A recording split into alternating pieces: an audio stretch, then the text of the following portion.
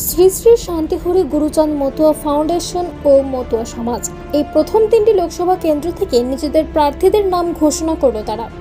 মতুয়াদের পক্ষ থেকে দাবি করা হয়েছে যে স্বাধীনতা পরবর্তী দীর্ঘ ৭৭ বছর ধরে কেন্দ্র এবং রাজ্য আমরা কংগ্রেস, সিপিএম, তৃণমূল, বিজেপি সরকারের শাসন দেখেছে। এই সমস্ত রাজনৈতিক দলের সরকারের শাসককালে দেশ এবং রাজ্যের সীমাহীন দুর্নীতির, অর্থনৈতিক কেলেঙ্কারি, বেকারত্ব এবং শিক্ষা ব্যবস্থা একেবারে তলানিতে এসে ঠেকেছে। সমাজের ৮০% মানুষ যারা মাথার ঘাম পায়ে ফেলে দেশ এবং রাষ্ট্রের সেবা করে চলেছে, যারা মূলত উৎপাদক শ্রেণী মানুষ, তারা গরিব থেকে ভিখারিতে পরিণত হয়েছে। ক্লাস 8 পাস পর্যন্ত পাশ ফেল প্রথা তুলে দিয়ে গ্রাম বাংলার কৃষক, শ্রমজীবী, খেটে খাওয়া দেশভাগের ছিন্নমূলক বাস্তু নমসূত্র আদিবাসী মতুয়া পরিবারের ছেলেমেয়েদের মূর্খ বানিয়ে গোলামে পরিণত করতে চাইছে।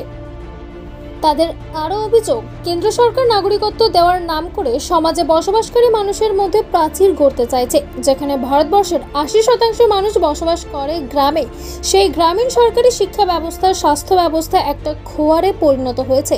উপযুক্ত শিক্ষা এবং কর্মস্থানের ব্যবস্থা না করে কেন্দ্র এবং রাজ্য সরকার বিভিন্ন ভাতা প্রকল্পের নামে দেশ এবং রাজ্যবাসীকে কর্মবিমুখ করে ভিখারি বানাতে চাইছে। গণতন্ত্রের নামে দেশ এবং রাজ্য জুড়ে চলছে গণহত্যা। দেশ রাজ্য জুড়ে সর্বসাধারণের জন্য উপযুক্ত শিক্ষা, কর্মস্থান, নারীদের অগ্রাধিকার, সাধারণ মানুষের অন্ন, বস্ত্র, বাসস্থানের সুনিশ্চিতকরণ, দেশভাগের বলে ছিন্নমূলক উদ্বাস্তু মতুয়া এবং ভারতে স্থায়ী বসবাসকারী প্রত্যেক মানুষের নাগরিকত্বের সুনিশ্চিতকরণের লক্ষ্যে কৃষক, শ্রমজীবী, আদিবাসী মতুয়া সমাজের পক্ষ থেকে 2024 লোকসভা নির্বাচনে তাই মতুয়া ও সামগ্রিক উন্নয়নের স্বার্থে বারাসাত, বনগাঁ, কৃষ্ণনগর লোকসভাতে নির্বাচনে অংশগ্রহণ করতে চলেছে আমাদের দল। উদ্যোগে শ্রী শ্রী শান্তিহরি গুরুচাঁদ মতুয়া ফাউন্ডেশন ও মতুয়া সমাজ। 3টি লোকসভা কেন্দ্র থেকে প্রার্থীদের নাম ঘোষণা করা হলো প্রেস ক্লাবের এক সাংবাদিক বৈঠক নির্দল। যথাক্রমে বনগাঁ থেকে সুমিত পোদ্দার, কৃষ্ণনগর থেকে সঞ্জিত বিশ্বাস এবং বারাসাত থেকে সাইফুদ্দিন মণ্ডল। মতুয়াদের পক্ষ থেকে প্রার্থীদের নাম ঘোষণা করলেন দলের মুখ্য বক্তা ডক্টর সুকেশ চৌধুরী। এখন দেখার আগামী লোকসভায় কতখানি দাগ ফেলতে পারে।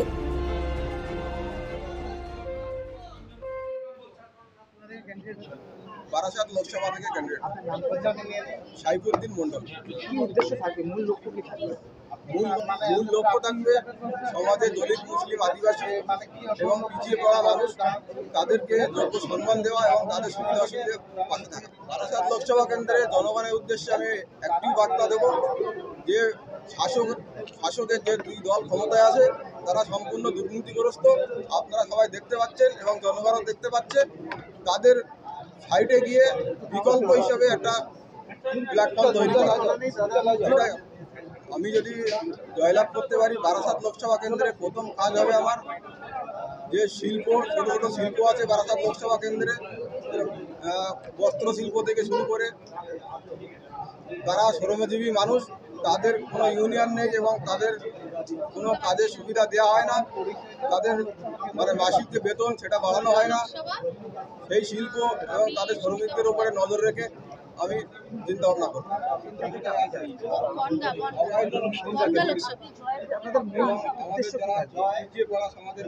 আমাদের মূল উদ্দেশ্য থাকবে আমাদের মানুষের জন্য, আমাদের জাতির জন্য, আমাদের মানুষের জন্য কিছু করা, তাদের সেবা করা, তাদের কাজে লাগা, তাদের সাহায্যার্থে লাগা, অধর্মকে শেষ করা, ধর্মকে জয় করা।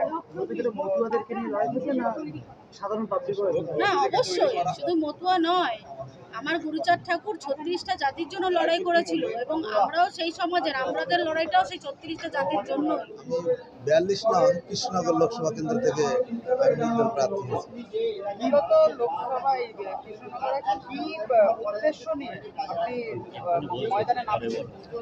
আমি প্রথমে সাংবাদিক ভাইদের আমি নমস্কার, শ্রদ্ধা, ভালোবাসা জানাই। আমার মূল উদ্দেশ্য দীর্ঘ 25 বছর ধরে মতুয়া আন্দোলনের সঙ্গে জড়িত।